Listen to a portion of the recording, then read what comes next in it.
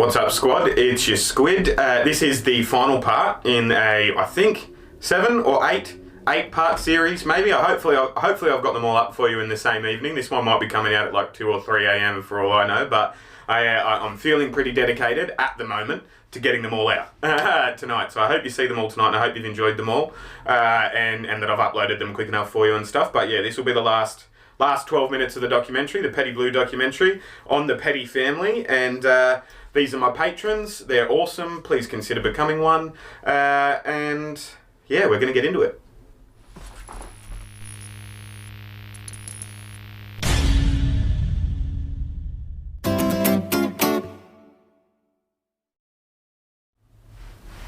Thanks for coming along this ride for me, guys. My wife and stepdaughter are at my wife's parents' house today doing like stuff with my stepdaughter's nan and all that sort of stuff. So I was like, what will I do today? I'll watch a documentary actually, and I'll learn about it. And I feel like you guys have been here with me learning about stuff, and it's been a wild ride. So yeah, thanks for coming on the ride with me. Let's watch the end of it, shall we?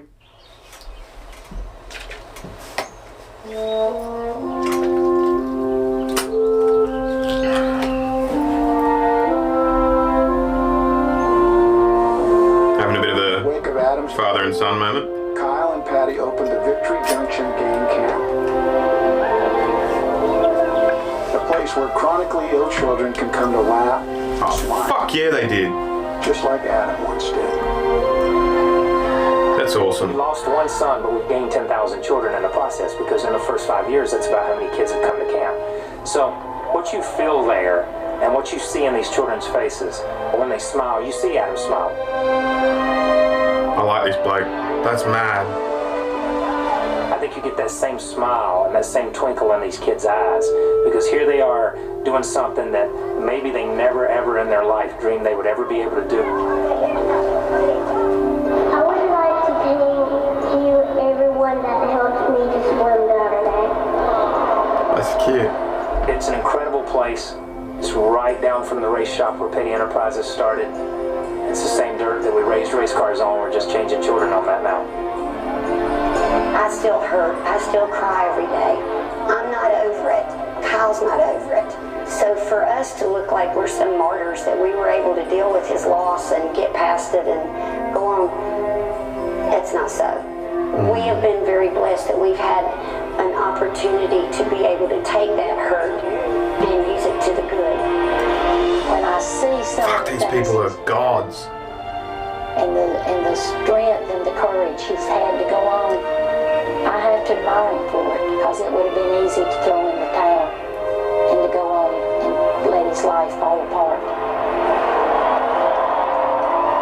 I think when you look at my grandfather's career, all the races that he won, when you look at my father's career and the races and the championships that they have won, when you look at the races I've won and the things I did, when you look at what Adam did, and you put it in a pile, it makes a pretty big pile.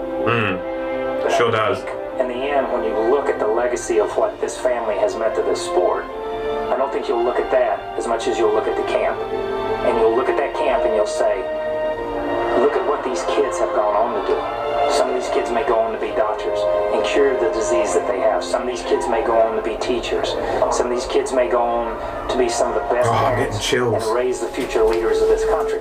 And I think when you look at it, this and the scheme of life that I know now is a lot bigger than what I thought was life before Adam's accident. It's like the Aeschylus poem, you know? The one Bobby Kennedy quoted that I was talking about in a live stream the other day, you know, drip by drip upon the heart, grief, something, you know, until through, against our will, through the awful grace of God comes wisdom, you know, like, and you can tell that he went through a lot of grief, and it didn't just drip onto his heart, it was fucking pouring on there, you know, and yet he's, like, that's some of the wisest shit I've heard in any of the videos I've reacted to, you know what I mean? I know that Richard Petty will ever be known as the greatest driver that ever lived. That's immaterial. The one thing he's always said was, look at everything we've got. We've got each other, our children, our home. What more in this life would you ever want? You know, you look at it and you made a dent, but it's such a small dent in the world. Yeah, I hear that. So I always look at it from the standpoint that whether you remember the Petty family in a good, bad, or indifferent, at least you remember them. So that's about all you can ask. Nice.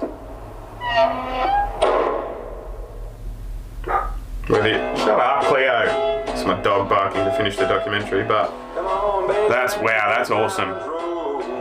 I might have just let the last part have kept going had I realised there was only that long left. Somebody offered him a ride tomorrow, he would get out there. But I would probably knock him upside the head first.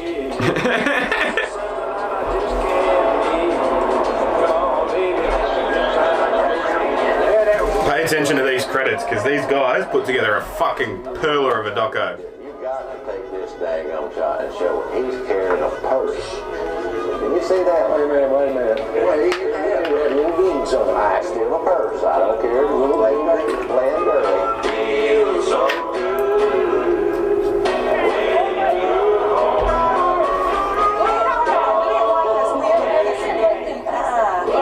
I told him, I said, I don't care who's in the winner circle, who you have to hug or kiss.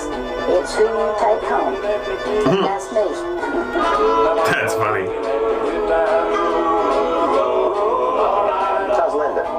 Linda's doing good, I reckon. She hollered at me when I left this morning. She'll holler when I get back, so... He does wear his sunglasses to church. He does wear his sunglasses. He does not wear his... That's because secretly I think his eyes close sometimes like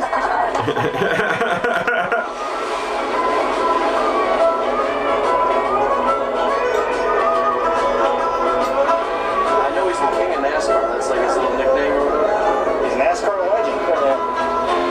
When you hear NASCAR, that's who you should be thinking of because he's the one that started it all. American Icon.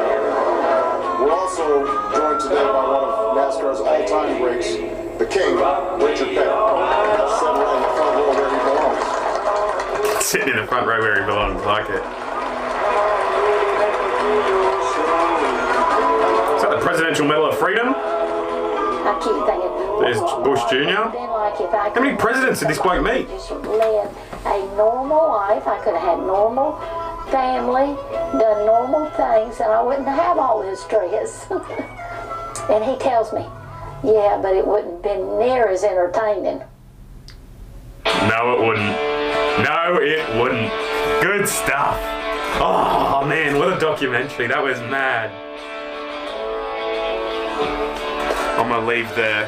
How long we got of credits? We got like 40 minutes of credits. Is there going to be anything else? We don't have minutes. I was kidding, but... Yeah, this is just credits. But... Yeah, wow, that was dope. I really enjoyed that. That was the final part in my, I think, 8-part series. Let's have a look, shall we? See how many times I recorded and stuff. So that was a 7-parter, not an 8-parter. 7-parter. 1, 2, 3, 4, 5, 6, 7. There we go. I was off by a couple the whole time. But yeah, these are my patrons. They're awesome. As I said in the at the start of the very first video in this series, there's a big shout out goes to CJ, who I'll remove the graphic temporarily again. Those 3 hats all came from CJ. CJ's an awesome person. Was one of my first patrons. And yeah, you should be like CJ. Everyone should be like CJ. I want to be like CJ. But that was really cool. That was a really awesome documentary. I'm glad that you guys suggested I watch it. I really dig these multi-part ones as well, like that I'm doing for you guys, because it benefits me. You guys get to see me watching longer form stuff as well. It feels like a win-win-win. And wow, that was really cool. I feel like I'm more informed about NASCAR in general now as well than I was prior to watching this. So thanks. Yeah, one more time, I'll give a shout out to my patrons, not just CJ, but all of them. Every single patron there is awesome. They're the bee's knees. They're the wind beneath my wings. They're what helps me feel more secure as an American immigrant who can't yet go into the workforce due to complications with the green card. Not complications, I'm just not allowed as a result of law changes that have been made by the current president. But, it is what it is. Help me out if you can. If you can't, that's all good. I hope you enjoyed this series. Click on, watch one of my videos. If you don't, like this one, you know, don't just judge me based off this series. Have a poke around, decide if you like me before hitting that subscribe button. But yeah, please do. I'm trying to get to 5,000 subscribers by the end of 20, and I can't do it without, by the end of 2020, and I can't do it without people like you who stumble across my stuff and decide they like me and want to join the ride. So yeah, I'm going to get to editing. Thanks heaps, guys. That was great. I'll see you when I look at you. You'll see me when you look at me. Thanks for watching.